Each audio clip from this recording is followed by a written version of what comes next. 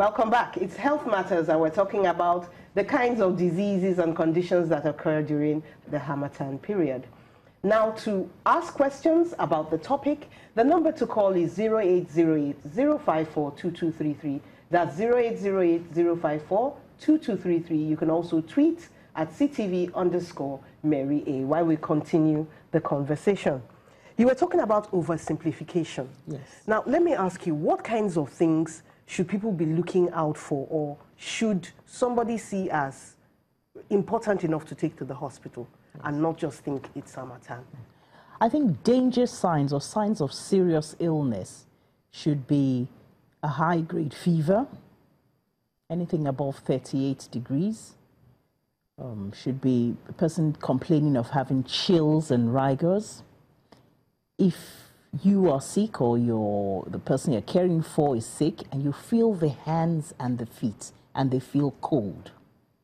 So there's a differential. The body is warm, the hands and feet are cold. You should also be worried that this may be a significant illness.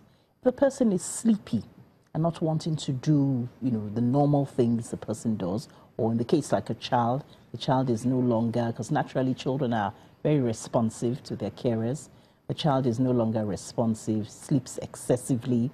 There's a reduction in the urine production and reduction in the amount of, you just don't feel like eating. I think a visit to the hospital is essential. There's one thing I tell my patients and or the carers, because I look after mainly children, is you only have one life. That's right. So I think we need to sensitize ourselves a little bit more when there's signs, the danger signs of serious illness, and then we go to the hospital and have a good conversation with our health care provider about, how safe things are. You spoke about the high-grade fever. Yes. What do you do with a low-grade fever? Sometimes it's a fever, but it's, what could it be? Could it just be irritation? I don't think fever is an irritation. I think fever is a reaction to inflammation. Okay. And, but with every single fever, you don't start jumping up and down to go to the hospital. You could take some fever relieving drugs, drink plenty of fluid, and observe. But if you have other symptoms combined with it, then you should get to the hospital as soon as possible. Are there any immunity boosting foods or liquids that one can take, during the Harmattan?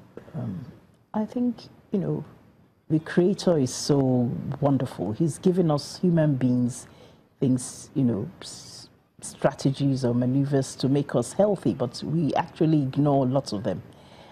I think we all need to exercise a bit more. I think as a nation, we're slightly more sedentary.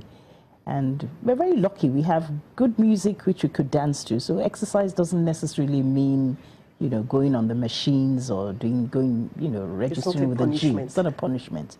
We just need to move our body and to be very, very conscious that movement is good for the body. It's very good for the circulation.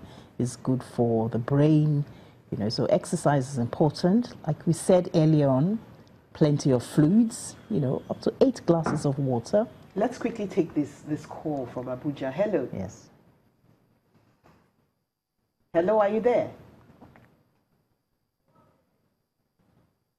We seem to have lost the person. Okay. So you were talking about... So like I was saying, then our nutrition has to be, I think here we're a bit careless, including myself. We just eat anything. And we all have to start having more vegetables, more fruits, and reduce the amount of fatty foods that we take, because and the carb, a lot of our favorite meals are carbohydrate based, and then we've added the rice and the noodles and things like that are refined sugars. And of course many of us have a sweet tooth, so we're not helping ourselves. Just a minute there, sorry to stop you. It looks like we're getting Ismaila on the line again. Hello. Okay. Hello.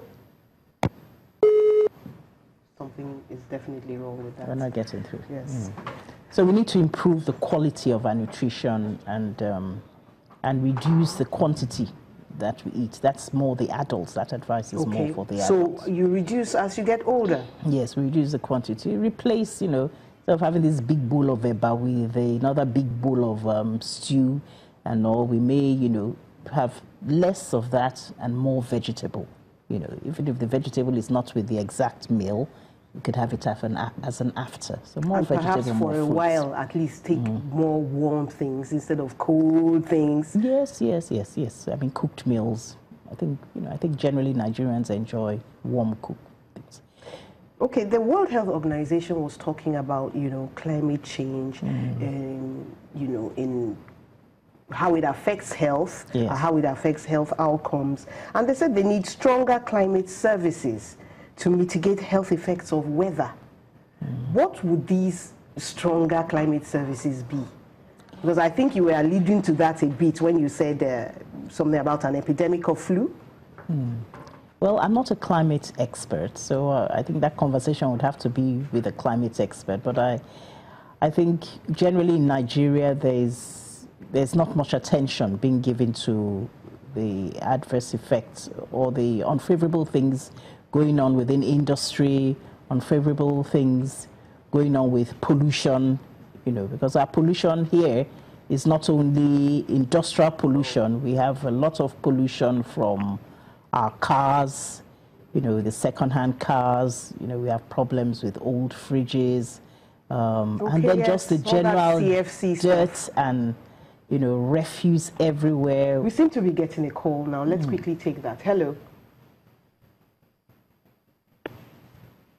Hello? Hello. No more. Yes. Like, Okay. Hello? Hello. Are you there? Hello. We Hello? can't hear you over here, unfortunately. Thanks Hello? for trying anyway.